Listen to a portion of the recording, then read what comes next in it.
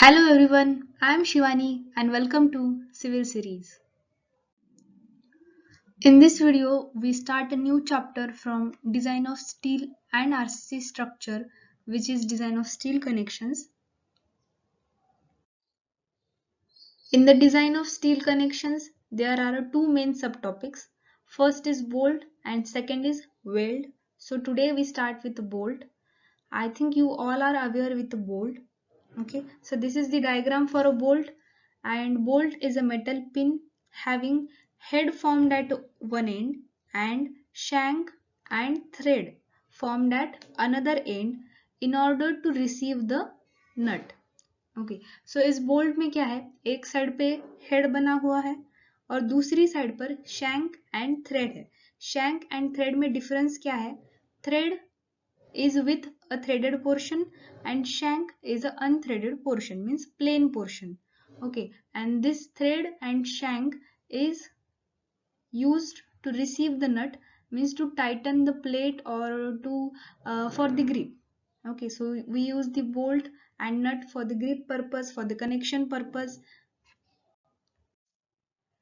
Next we see the IS specification of bolted connection. अब IS specification मतलब bolted connection के लिए कुछ स्टैंडर्ड वैल्यूज, कुछ स्टैंडर्ड फॉर्मूलाज जो कि हम IS 800 2007 से लेंगे.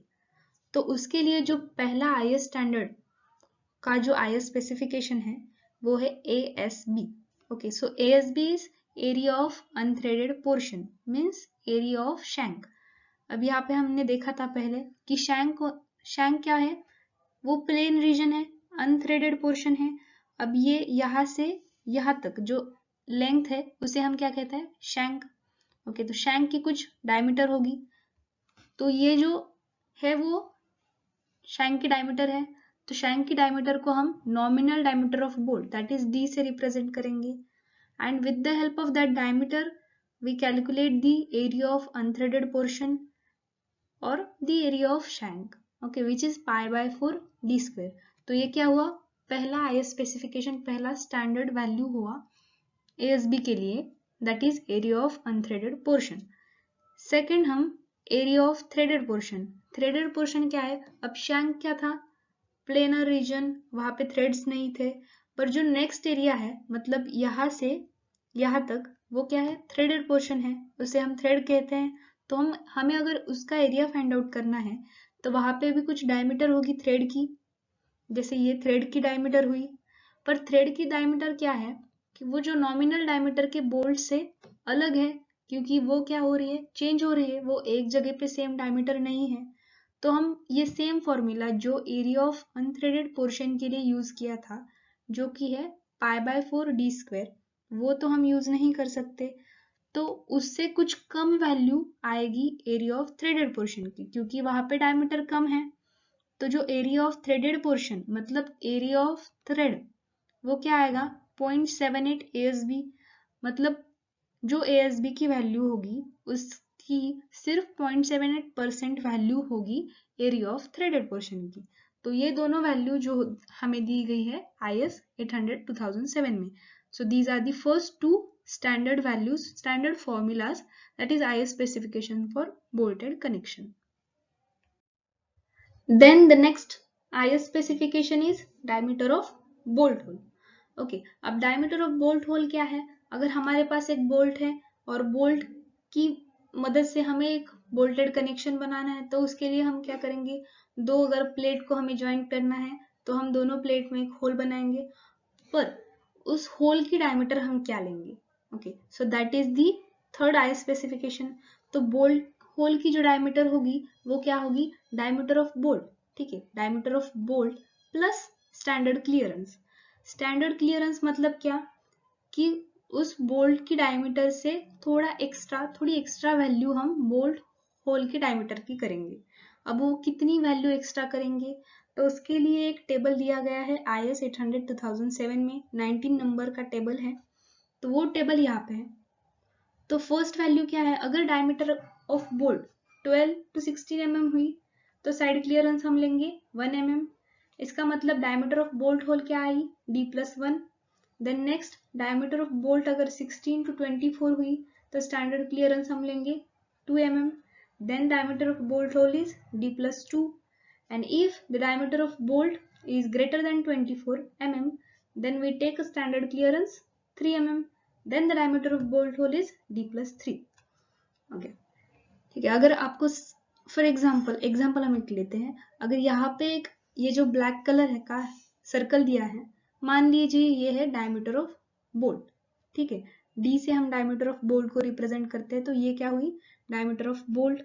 सेकेंड, ये जो व्हाइट कलर का सर्कल है उसे हमने नाम दिया D0. D0 is diameter of bolt whole. अब इससे हम कैसे फाइंड आउट करेंगे कि स्टैंडर्ड क्लियरेंस कितना आएगा. तो ये जो D0 है मैं फिर से D0 लेती हूँ. सो ये क्या हुआ डायमीटर ऑफ बोल्ट होल.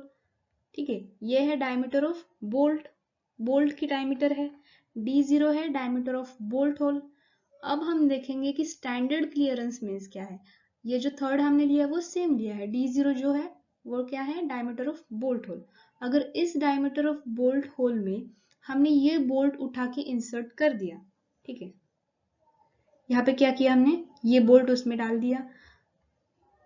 डालने के बाद जो ये साइड में वैल्यू बचती है, साइड में जो जगह बच रही है, बोल्ट ऐड करने के बाद भी जो जगह साइड में बच रही है, तो उस जगह को हम कहते हैं स्टैंडर्ड क्लियरेंस. अब वो स्टैंडर्ड क्लियरेंस हम किस लिए छोड़ते हैं कि जो हमने प्लेट पर बोल्ट के लिए होल बनाया है, अगर वो हम एग्जैक्ट बोल्ट के डायमीटर के साइज का बनाएंगे तो क्या होगा, जब भी हम बोल्ट इंसर्ट करेंगे प्लेट में तब वो जो प्लेट है वो क्या होगी डिफॉर्म होगी. वहां पे जो एरिया है वो डिफॉर्म होता चला जाएगा, इरोड होता चला जाएगा. तो वो ना हो इसलिए हम साइड क्लियरेंस थोड़ा सा छोड़ते हैं. तो वो साइड क्लियरेंस क्या हुआ C. ठीक है, अगर हमारी डायमीटर ऑफ बोल्ट 12 mm हुई तो जो डायमीटर के लिए 12 mm के डायमीटर के लिए स्टैंडर्ड क्लियरेंस हमें कितना रखना है 1 mm. तो डायमीटर ऑफ बोल्ट होल क्या आएगी आपकी 13 mm. So this is the third IS specification. तो अब तक हमने 3 IS स्पेसिफिकेशन देखे. फर्स्ट था ASB, second is ANB and third is diameter of bolt whole. तो यहाँ पे हम जो आगे के स्पेसिफिकेशंस है वो डिस्कस करेंगे. तो उसमें जो IS स्पेसिफिकेशंस आते हैं वो है pitch distance, gauge distance, end distance and edge distance. अब ये सभी डिस्टेंसेस को डिस्कस करने के लिए हमें पहले लैप जॉइंट क्या है वो पता होना चाहिए. तो इस वीडियो में सिर्फ हम लैप जॉइंट देखेंगे. अगर आपको बट जॉइंट या फिर कुछ और थियोरी जो डिजाइन ऑफ स्टील कनेक्शन के रिलेटेड है वो जाननी है तो मैंने उस थ्योरी की जो थ्योरी का PDF है उसकी लिंक डिस्क्रिप्शन में अपलोड कर दी है, तो वहां से आप PDF डाउनलोड कर सकते हैं. तो लैप जॉइंट, ठीक है, तो लैप जॉइंट क्या है. Lap joint is nothing but a joint between two overlapped plates with the help of bolt. ठीक है, this is one plate and this is second plate. We have to connect that plate with the help of bolt. मतलब इन दोनों plate को हमें joint करना है. तो joint करने के लिए हम बोल्ट का यूज करेंगे.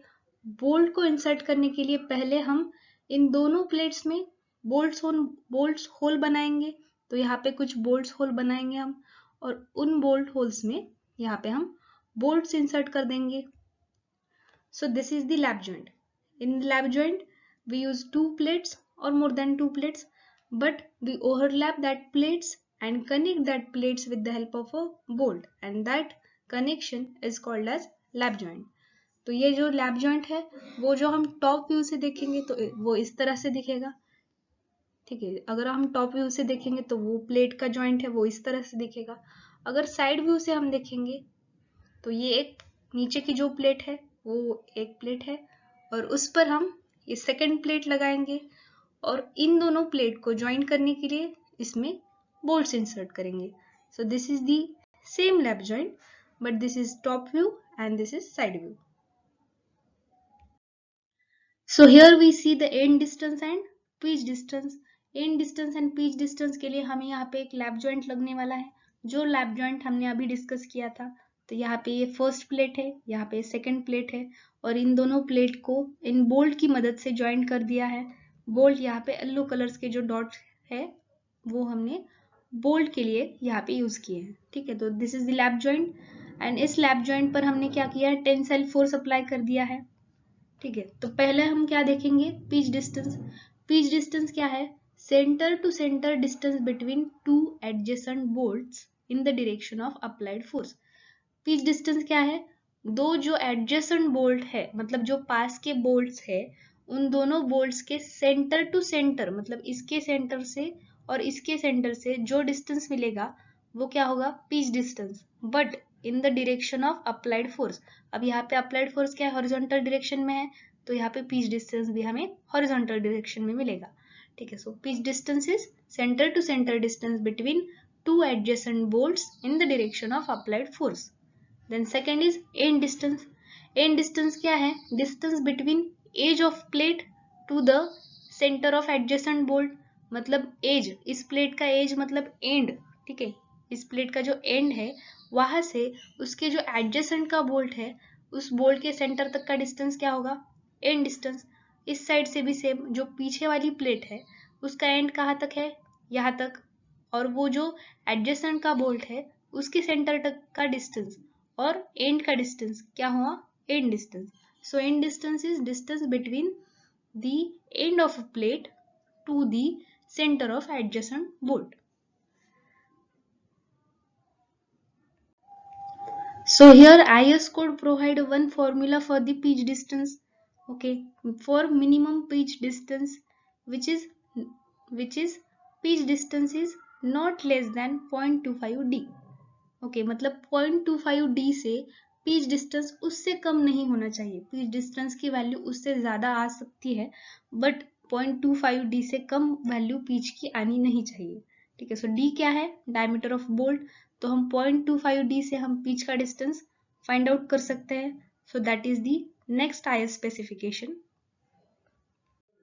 सो next here we see the edge distance and gauge distance. तो and distance and pitch distance के लिए हमने जो लैप जॉइंट कंसिडर किया था वही सेम लैप जॉइंट हम edge distance and gauge distance के लिए यूज करेंगे। ठीक है, तो इस लैप जॉइंट पर क्या है, यहाँ पे हॉरिजॉन्टल डायरेक्शन में फोर्स अप्लाई कर दिया है इन दोनों प्लेट पर, मतलब टेंसाइल फोर्स अप्लाई कर दिया है। ठीक है, तो एज डिस्टेंस क्या है, centre to centre distance between two adjacent bolt but in the opposite direction of applied force. मतलब यहाँ पे फोर्स क्या हो रहा है, हॉरिजॉन्टल डायरेक्शन में अप्लाई हो रहा है इन दोनों प्लेट पर, बट जो वर्टिकल डिस्टेंस है, मतलब center to center distance between two adjacent bolt which is opposite to the direction of applied force, मतलब vertical distance है, जो perpendicular distance है direction of force से, उसे हम क्या कहते हैं, gauge distance। तो यहाँ पे हमने ये दो बोल्ट कंसिडर किए थे, तो इन दोनों बोल्ट के जो सेंटर टू सेंटर डिस्टेंस है उसे हम गेज डिस्टेंस कहते हैं। सेम अगर यहाँ पे हम ये बोल्ट कंसिडर करेंगे और सेकेंड ये बोल्ट कंसिडर करेंगे, तो इन दोनों के बीच का भी जो डिस्टेंस आएगा वर्टिकल डिस्टेंस, तो उसे हम क्या कहते हैं, गेज डिस्टेंस। सेम वैसे ही अगर ये बोल्ट कंसिडर करेंगे और सेकेंड ये बोल्ट कंसिडर करेंगे, तो इन दोनों के बीच का भी जो डिस्टेंस आएगा vertical distance, centre to centre distance, ठीक है, तो उसे हम कहते हैं गेज डिस्टेंस। तो गेज डिस्टेंस क्या है, centre to centre distance between two adjacent bolts in the opposite direction of applied force. Then second is edge distance. Edge distance क्या है, ये edge distance is the distance between end of plate to the adjacent bolt to the adjacent center of bolt। ठीक है, मतलब जो adjacent bolt है उसके centre से उसके प्लेट के एंड तक का डिस्टेंस क्या हुआ, एज डिस्टेंस। तो इस साइड से भी सेम, ये है एंड इस प्लेट का, और इससे ये जो एडजेसेंट बोल्ट के सेंटर तक का डिस्टेंस है उसे भी हम एज डिस्टेंस कहते हैं। तो एज डिस्टेंस क्या है, distance between edge of a plate और end of a plate to the centre of adjacent bolt. Then here the IS code also provide a formula for the edge distance, that is edge distance is not less than 1.5 d0। तो यहाँ पे d0 क्या है, diameter of bolt whole, मतलब जो as distance हम लेंगे वो 1.5 d0 से कम नहीं आना चाहिए, मतलब उससे ज्यादा वैल्यू आ सकती है। तो यहाँ पे जो ई मिनिमम है, एज डिस्टेंस को हम ई से रिप्रेजेंट करते हैं, तो यहाँ पे जो ई मिनिमम है is not less than 1.5 d0। Pitch को हम पी से रिप्रेजेंट करते हैं, पिच क्या था, pitch is not less than 2.5 d and edge distance is not less than 1.5 d0। तो ये जो दो स्पेसिफिकेशन है उसका भी यूज हम अगले जो कैलकुलेशंस न्यूमेरिकल्स करने वाले हैं उसमें हम यूज करेंगे। So these all are the IS specifications for the bolted connections. There are various grades of bolt for the steel structure. Grade of bolt represent the strength of bolt. So first column is for the grade of bolt, second is for the ultimate stress, and third for the yield stress. Ultimate stress is the maximum value of stress. Beyond that stress, the material get fail. Ultimate stress की maximum value है, अगर उस value से ज्यादा stress अगर उस material पे हम अप्लाई कर दे तो वो मटेरियल फेल हो जाएगा। सो ultimate stress is the maximum value of stress. Second, yield stress is that stress in which material start yielding. Start yielding means material convert its elastic nature to plastic nature. मतलब जब material अपने elastic nature से plastic nature में चला जा रहा है, मतलब कन्वर्ट हो रहा है, उस वक्त जो स्ट्रेस जनरेट होता है उसे कहते हैं हम yield stress. So ultimate stress is the maximum stress, beyond that stress material get fail, and yield stress is that stress in which materials start yielding. Okay, so in the first column there are 5 grades: 4.6, 5.6, 6.5, 6.8 and 8.8. So the ultimate stress value for the first grade 4.6. So अब ये value हम कैसे calculate करेंगे, यहाँ पे क्या है 4.6, तो जो अल्टीमेट स्ट्रेस है वो कैलकुलेट करने के लिए हम पहले 4 यूज करेंगे। मतलब जो 4.6 वैल्यू है उसमें जो पहला जो नंबर है वो क्या है 4, तो 4 इंटू 100 करेंगे तो हमें क्या मिलेगा अल्टीमेट स्ट्रेस। तो अब इस 4.6 में से हमने 4 यूज कर लिया तो बचा क्या 0.6। अब 0.6 को हम इस 400 के साथ मल्टीप्लाई कर देंगे तो हमें वैल्यू मिलेगी 240। सो 240 क्या आएगी यील्ड स्ट्रेस। सेम प्रोसीजर हम 5.6 के लिए भी अप्लाई करेंगे। यहाँ पे जो फर्स्ट नंबर है वो क्या है 5, तो अल्टीमेट स्ट्रेस हम कैसे फाइंड आउट करेंगे 5 इंटू 100, हमें 500 वैल्यू मिल जाएगी। सेकेंड, यहाँ पे भी क्या बचा 5 जब हमने यूज कर लिया है तो बचा क्या 0.6, तो 0.6 से हमें मल्टीप्लाई करना है 500 को, तब हमें यील्ड स्ट्रेस की वैल्यू क्या मिलेगी 300। तो ये सेम प्रोसीजर जो बची हुई 3 वैल्यू है उसके लिए भी हम फॉलो करेंगे। तो हमें ये जो कॉलम है दो यील्ड स्ट्रेस का और अल्टीमेट स्ट्रेस का, तो ये दोनों वैल्यू हमें मिल जाएंगी। सो ये दोनों जो वैल्यू है मतलब यील्ड स्ट्रेस की वैल्यू और अल्टीमेट स्ट्रेस की वैल्यू वो हम फर्दर जो न्यूमेरिकल कैलकुलेशंस है उसमें हम यूज करेंगे। Failures of bolted connection. In that, first is shearing failure of bolt, second is bearing failure of bolt, and third is tensile failure of plate. If you want to more details about the failure of plate, you may check the PDF link available in description. Okay, first is shearing failure of bolt. In that, the plate and bolt is connected with the help of lap joint and subjected to tensile force which induces the shear stresses in the bolt. Shear stresses means because of shearing the bolt get cuts। अब यहाँ पे क्या है ये lap joint है और इस lap joint पर यहाँ से और इस साइड से टेंसाइल फोर्स अप्लाई हो रहा है। मतलब क्या करेगा ये फोर्स इस प्लेट को इस साइड लेके जाएगा और ये फोर्स इस प्लेट को इस साइड लेके जाएगा। ओके, तो बिकॉज ऑफ दैट ये जो बोल्ट है वो क्या होगा बीच में से कट हो जाएगा। सो that is shearing failure of bolt. Second is bearing failure of bolt. In case of bearing failure of bolt, the force in the connecting part is transferred to the bolt, and by bearing action, due to this action, the bolt may get crushed up to half of its circumference. Okay, like this. The bolt get crushed. Okay, means if the connecting part a bearing action means if we apply a tensile force on that same lap joint, then the bolt get crushed at its interface. Okay, so that crushing is bearing failure of bolt.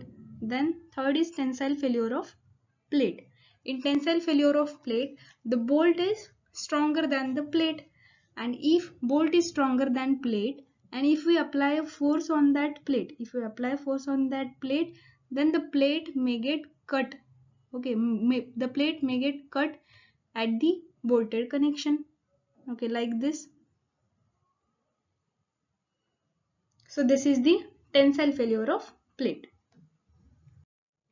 अब इस video में जो भी हमने IS specifications देखे हैं या फिर जो भी शॉर्ट में इंफॉर्मेशन देखी है, मतलब लैप जॉइंट क्या है या फिर फोर्स के जो फेलियर्स ऑफ बोल्टेड कनेक्शंस है, वो सिर्फ हमने न्यूमेरिकल पर्पस के लिए यहाँ पे देखे हैं. मतलब इसका थ्योरी लेक्चर ये नहीं है, ये सिर्फ उसके आईएस स्पेसिफिकेशन के लिए, और जो भी न्यूमेरिकल आप आगे सॉल्व करने वाले हैं उसमें लगने वाले जो भी चीजें हैं, जो भी थिंग्स है, वो शॉर्ट में हमने यहाँ पे डिस्कस की है. So this is not a theory lecture. After discussing all the IS specification, we start the first numerical.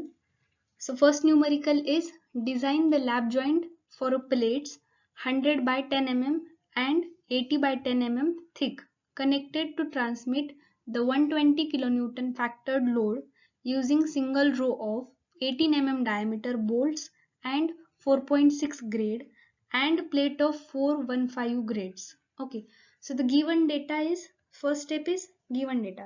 So question में क्या है, दो प्लेट्स दिए गए हैं. फर्स्ट प्लेट का डायमेंशन है 100 बाय 10 mm, सेकेंड प्लेट का डायमेंशन है 80 बाय 10 mm. दो प्लेट है, ठीक है, यहाँ पे ये दो प्लेट दी गई है. फर्स्ट प्लेट क्या है 100 by 10 mm, second plate is 80 by 10 mm. अब इन दोनों प्लेट को क्या किया गया है, लैप जॉइंट से कनेक्ट किया है, ठीक है, और ये दोनों प्लेट पर 120 किलो न्यूटन का लोड अप्लाई किया. ठीक है, फोर्स कितना है, 120 किलो न्यूटन का फोर्स इन दोनों प्लेट पर, मतलब इस प्लेट पर इस साइड से और इस प्लेट पर इस साइड से अप्लाई कर रहे हैं. ठीक है, और इन दोनों प्लेट को हमने बोल्ट की मदद से ज्वाइन किया है. बोल्ट की डायमीटर है 18 mm और बोल्ट का जो ग्रेड है वो है 4.6 grade end plate of 415 grade. मतलब हमें FU की वैल्यू कितनी दी गई है, 415 न्यूटन पर mm स्क्वायर.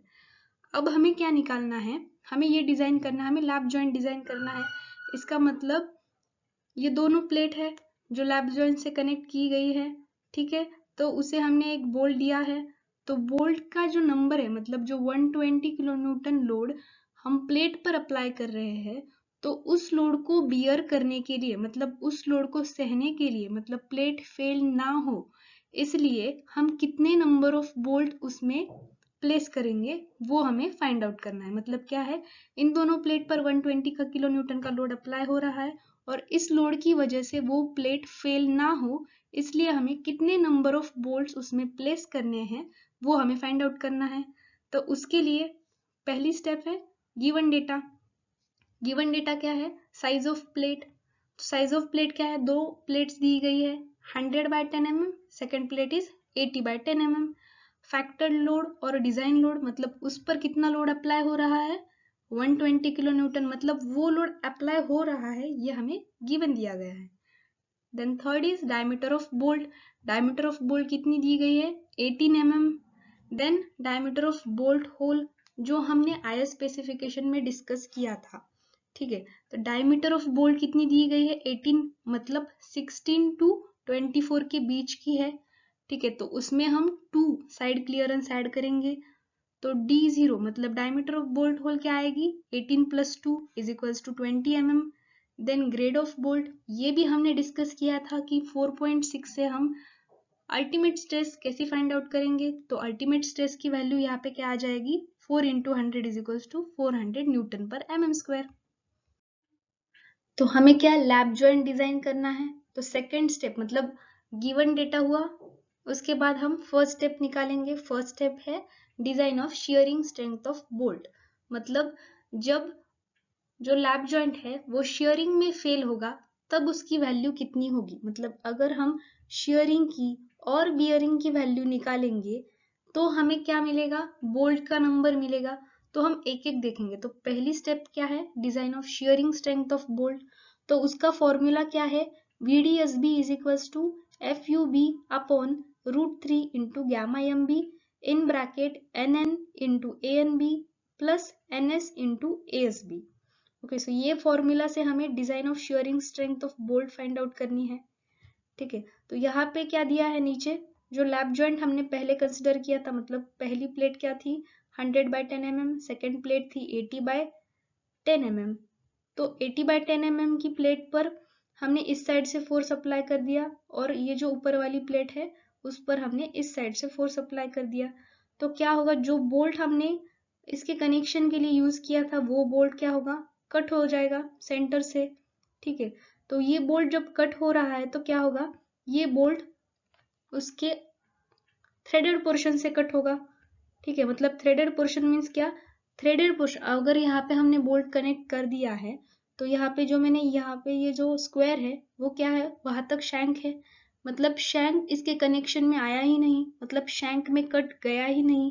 ठीक है, तो कट कहाँ पे गया है, थ्रेड पोर्शन में, थ्रेड पोर्शन में यहाँ पे कट गया है। ठीक है, तो यहाँ पे हम NN की वैल्यू 1 लेंगे और NS की वैल्यू 0 लेंगे, क्योंकि यहाँ पे जो अनथ्रेडेड पोर्शन है मतलब शैंक है वो वैसे का वैसा ही है, उस पर कोई भी अफेक्ट नहीं हुआ जब हमने दोनों प्लेट को पुल किया। ठीक है, तो इसलिए NS की वैल्यू 0 आएगी और NN की वैल्यू 1 आएगी। जैसे हमने अभी यहाँ पे डिस्कस किया कि NS और NN की वैल्यू 1 है। NN क्या है, नंबर ऑफ shear plane इन threaded region. shear plane means failure plane, threaded region means क्या, थ्रेड रीजन में जो फेल्यूर प्लेन आया है वो कितने प्लेन आए हैं, इस लैप जॉइंट में जो गिवन दिया गया है उसमें सिर्फ एक प्लेन आया है। ठीक है, तो NN की वैल्यू 1 आई और जो NS है वो है number of shear plane in unthreaded region. तो अनथ्रेडेड रीजन में NS की वैल्यू क्या आई है, 0, क्योंकि अनथ्रेडेड रीजन मीन्स शैंक में कोई क्रैक या फिर वो वहां पे कोई फेल्यूर नहीं आया। ठीक है, तो इसलिए NS की वैल्यू 0 है। Then we find out the ASB। ASB is area of unthreaded region. उसके लिए फॉर्मूला क्या दिया गया था, π/4 d स्क्वायर। d स्क्वायर क्या है, diameter of bolt which is 18 mm, and after calculation we get a value of ASB. ASB is 254.47 mm square. Then we find out the ANB. ANB क्या है, ANB का formula है 0.78 ASB। ठीक है, तो ASB में हम ASB की जो कैलकुलेट की गई वैल्यू है वो पुट करेंगे और ANB की वैल्यू क्या आएगी, 198.49 mm स्क्वायर। ठीक है, अब यहाँ पे हमें NS की वैल्यू, NN की वैल्यू, उसके बाद area about the unthreaded region and area about the threaded region, ये चारों वैल्यूज मिल गई। तो हम ये सारी values design of sharing strength means VDSB के फॉर्मूला में पुट करेंगे, फिर उसका कैलकुलेशन करेंगे। तो यहाँ पे जो गामा MB है वो है पार्शियल सेफ्टी फैक्टर, उसकी कांस्टेंट वैल्यू है 1.25। तो ये सभी वैल्यू का कैलकुलेशन करने के बाद हमें डिजाइन ऑफ शेयरिंग स्ट्रेंथ की वैल्यू मिलेगी which is 36.67 kilonewton. First step में हमने क्या फाइंड आउट किया, calculation of sharing strength of bolt. अब सेकेंड स्टेप में हम क्या फाइंड आउट करेंगे, calculation of design bearing strength of bolt. Okay, so design bearing strength of bolt हम VDPB से रिप्रेजेंट करेंगे। VDPB का फॉर्मूला क्या है, 2.5 FU into KB into D into T upon gamma MB। ठीक है, तो इस फॉर्मूला को कैलकुलेट करने से पहले हम उसमें जो एक एक पैरामीटर है उसे कैलकुलेट करेंगे। तो पहले हम कैलकुलेट करेंगे KB की वैल्यू। ठीक है, अब KB की वैल्यू फाइंड आउट करने के लिए हमें पहले पिच और एज डिस्टेंस की वैल्यू फाइंड आउट करनी है। जैसे कि हमने पहले डिस्कस किया कि पिच डिस्टेंस का फॉर्मूला क्या है, 2.5D। तो 2.5D में हम D की वैल्यू मतलब डायमीटर ऑफ बोल्ट की वैल्यू ऐड करेंगे और फिर पिच डिस्टेंस कैलकुलेट करेंगे। देन हम क्या कैलकुलेट करेंगे, एज डिस्टेंस। एज डिस्टेंस का फॉर्मूला क्या है, 1.5 D0। तो D0 क्या है, डायमीटर ऑफ बोल्ट होल। तो इस दोनों फॉर्मूला से हमें pitch distance and edge distance की वैल्यू मिल गई। फिर यहाँ पे हम क्या कैलकुलेट करेंगे, KB क्या है, रिडक्शन फैक्टर। KB कैलकुलेट करने के लिए 4 फॉर्मूलाज है। तो फर्स्ट फॉर्मूला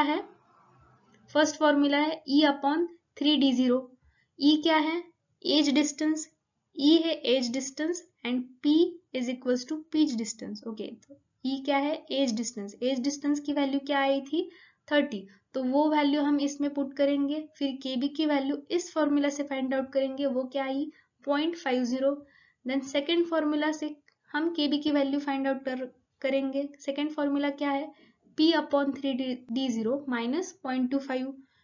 केबी की सेकेंड वैल्यू क्या आई 0.50। देन केबी की थर्ड वैल्यू फाइंड आउट करेंगे।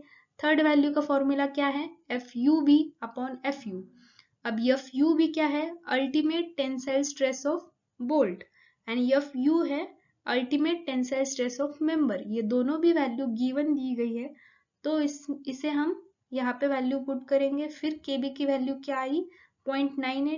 देन लास्ट जो फोर्थ वैल्यू केबी की है वो 1 है, जो कि कांस्टेंट है। अब इन चारों वैल्यूज में जो भी वैल्यू कम आएगी वो क्या होगी, केबी की फाइनल वैल्यू। तो यहाँ पे केबी क्या है, least value from above 4 values. So k b is equals to 0.50। देन टी क्या है, thickness of thin plate which is 10 mm।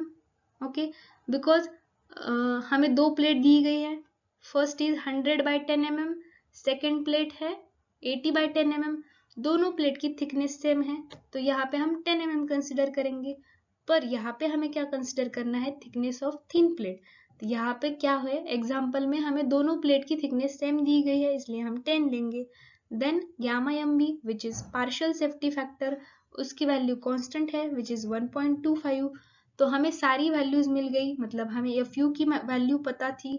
Then हमने कैलकुलेट की KB की वैल्यू, फिर जो डायमीटर ऑफ बोल्ट है D उसकी वैल्यू हमें पता है, फिर थिकनेस ऑफ प्लेट की वैल्यू हमें पता है। फिर ये सारी वैल्यू हम VDPB के मतलब design of bearing strength of bolt इस फॉर्मूले में डालेंगे और फिर VDPB की वैल्यू कैलकुलेट करेंगे। तो VDPB हमें क्या मिलेगा 73.80। अब थर्ड स्टेप है बोल्ट वैल्यू।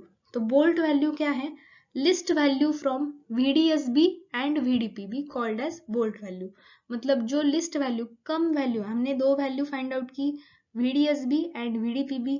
VDSB क्या है, design shearing strength of bolt, VDPB क्या है, design bearing strength of bolt. दोनों की वैल्यू हमने फाइंड आउट की फर्स्ट एंड सेकेंड स्टेप में। अब इन दोनों वैल्यू में जो वैल्यू कम है उसे हम कहते हैं बोल्ट वैल्यू।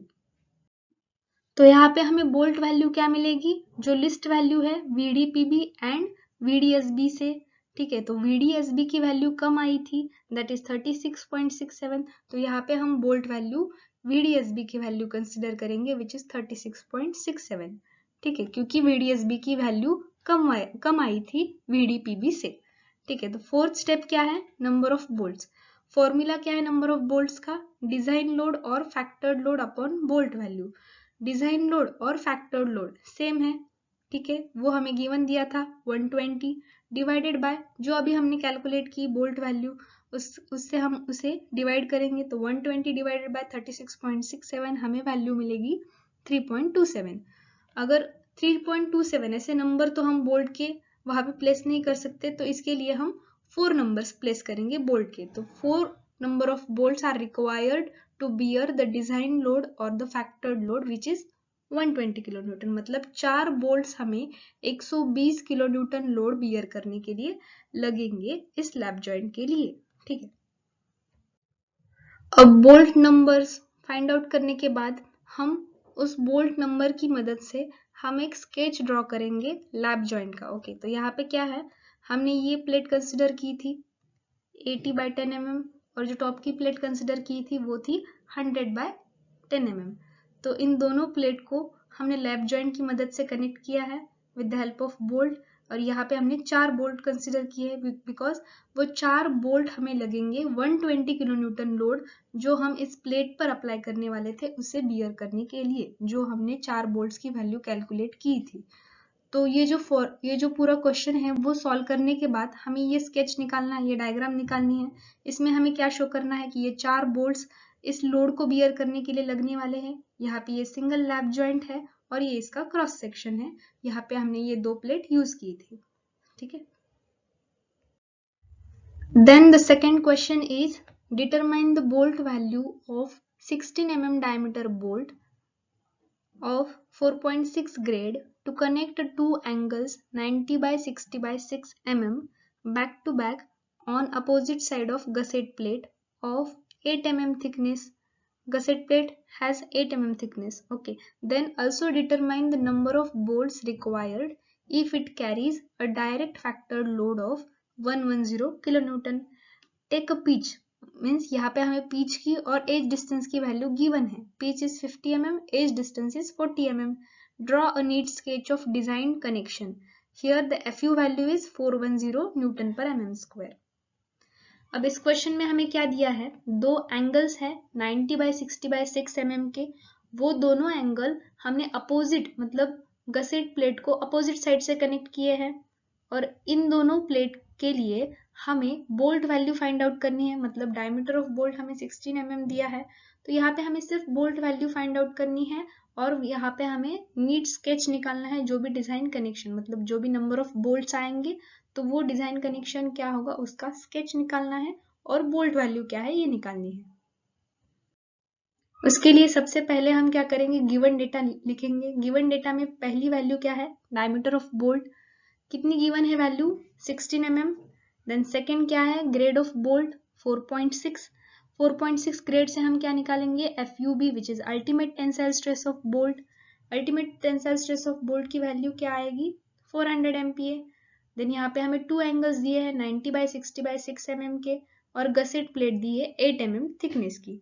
तो ये जो सेंटर की प्लेट है वो क्या है गसेट प्लेट और यहाँ पे ये एंगल 90 बाय 60 बाय 6 mm मतलब जो ये वर्टिकल साइड है वो क्या है 90 mm, हॉरिजॉन्टल साइड है वो है 60 mm और जो एंगल की थिकनेस है वो है 6 mm. ये सेम एंगल हमने इस साइड से भी कनेक्ट किया है और गसेट प्लेट की इस साइड से भी कनेक्ट किया है. ठीक है, तो यहाँ पे गसेट प्लेट की थिकनेस क्या दी है 8 mm थिकनेस और एंगल्स की थिकनेस क्या दी है 6 mm और एंगल दोनों भी सेम है 90 बाय 60 बाय 6 mm के. ठीक है, देन फैक्टर्ड लोड क्या दिया है 110 किलो न्यूटन. मतलब इतना फैक्टर लोड हम इन दोनों एंगल्स पर अप्लाई करेंगे और इन इतने फैक्टर लोड को बियर करने के लिए हमें कितने नंबर ऑफ बोल्ट्स लगेंगे वो हमें फाइंड आउट करना है. तो यहाँ पे पिच और एज डिस्टेंस हमें गिवन दिया है. देन FUB भी हमें गिवन दिया है. FU की वैल्यू क्या है 410 newton per mm square. Then यहाँ पे हमें कैलकुलेट करनी है बोल्ट वैल्यू और स्केच ड्रॉ करना है डिजाइन कनेक्शन का.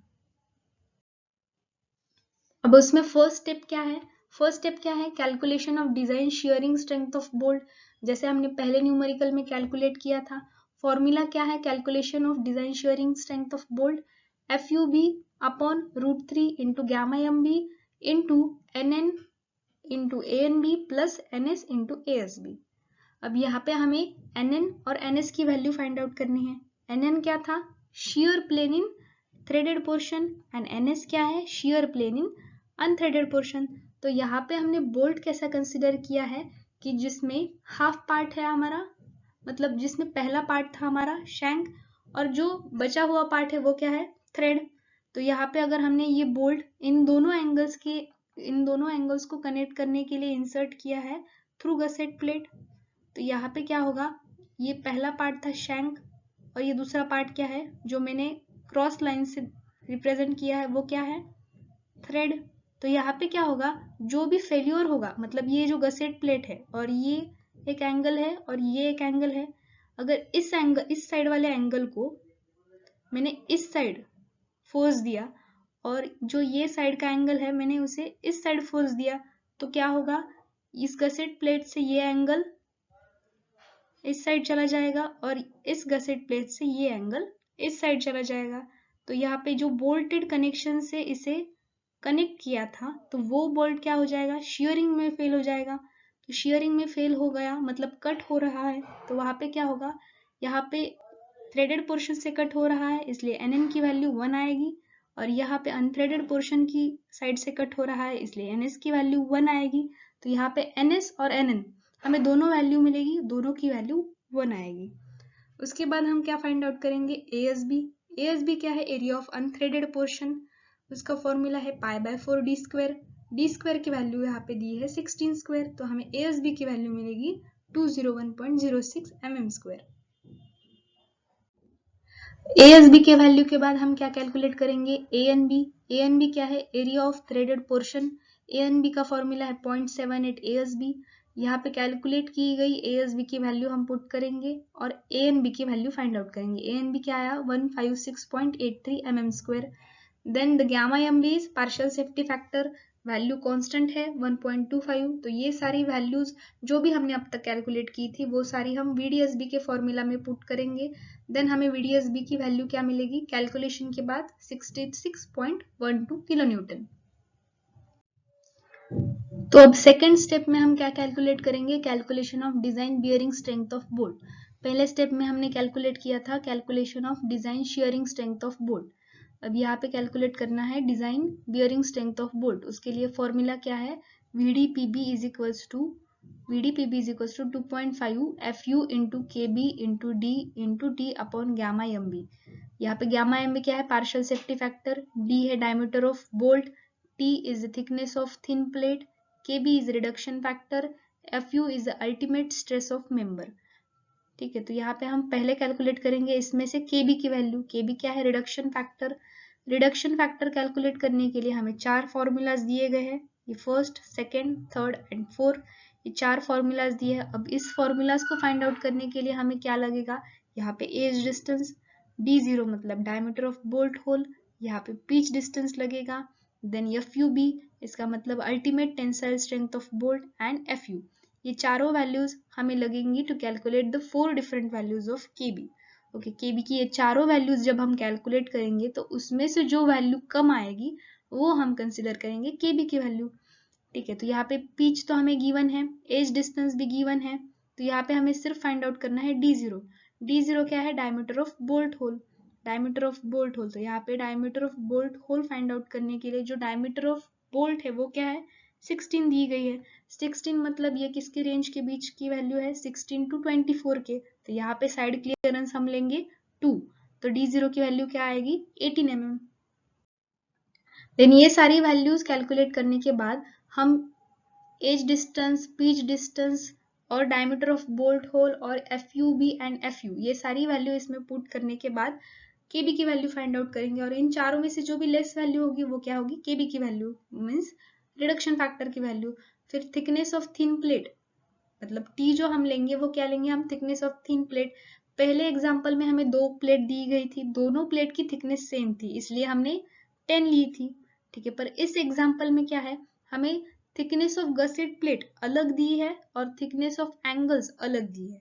तो यहाँ पे थिकनेस ऑफ एंगल 2 ली गई है क्योंकि 2 एंगल्स हमें दिए हैं। तो पहले एंगल की थिकनेस क्या थी 6 mm, दूसरे एंगल की थिकनेस क्या थी 6 mm।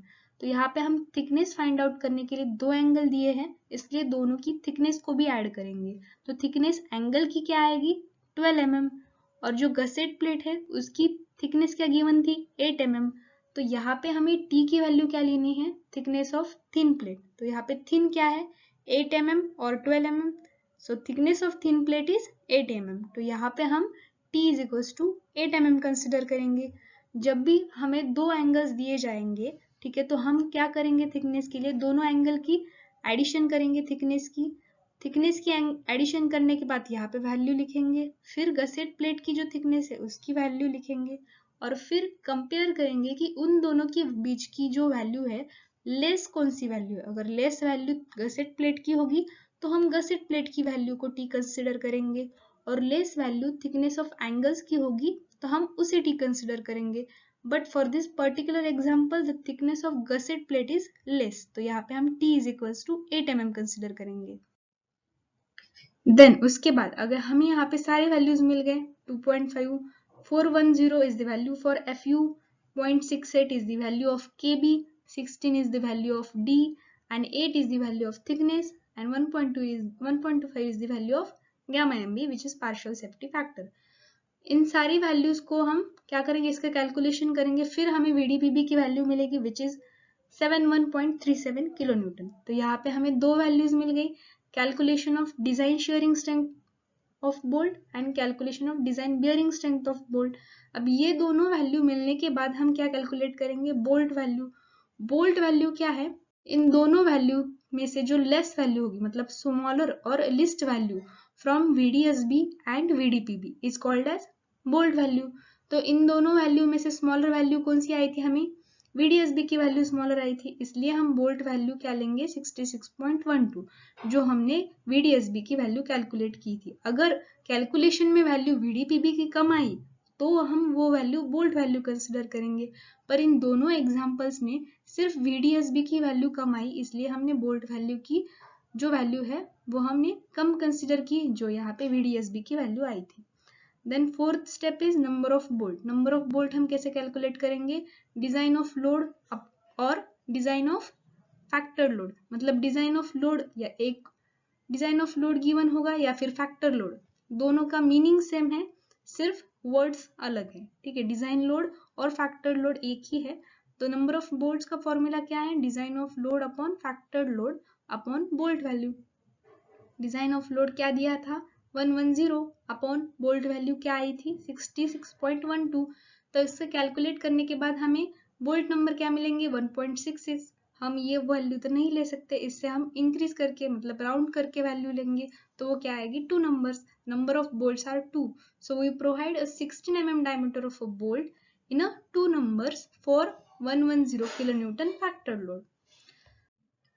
अब हमने जो सारी वैल्यूज कैलकुलेट की है, मतलब बोल्ट वैल्यूज और नंबर ऑफ बोल्ट, उन सब की मदद से हम लास्ट में क्या एक स्केच ड्रॉ करेंगे। तो इसमें एक स्केच में फर्स्ट क्या ड्रॉ करेंगे, हम यहाँ पे गसेट प्लेट दी गई थी, उसमें उससे 2 एंगल अटैच किए थे हमने। उस एंगल की जो वर्टिकल साइड थी वो क्या थी 90 और हॉरिजॉन्टल साइड थी 60 और थिकनेस है 6 mm। तो एंगल क्या थे 90/60/6 mm के 2 एंगल हमने गसेट प्लेट को अटैच किए थे। गसेट प्लेट की थिकनेस थी 8 mm, ठीक है। तो इस सब को जो लोड, जो फैक्टर लोड इन सब पर अप्लाई होने वाला था वो कितना था 110 किलो न्यूटन। उसे बियर करने के लिए हमें 2 बोल्ट्स लगने वाले थे, दो बोल्ट्स 16 mm डायमीटर के लगने वाले थे। तो इस क्रॉस सेक्शन में हमने वो 2 बोल्ट्स दिखाए हैं। ये क्या है गसेट प्लेट, और ये जो है प्लेट सामने की वो है एंगल, मतलब उसके अपोजिट साइड पर भी सेम एंगल होगा, ठीक है। तो हमें ये सारे जो पैरामीटर्स हमने कैलकुलेट किए थे वो लास्ट में हमें डायग्राम में दिखाने हैं।